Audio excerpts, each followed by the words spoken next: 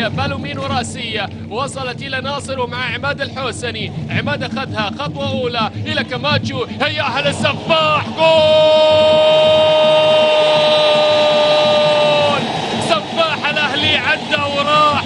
قول ذباح ولا قول سفاح، اجتاح الحصون الدفاعية التعاونية، اجتاح.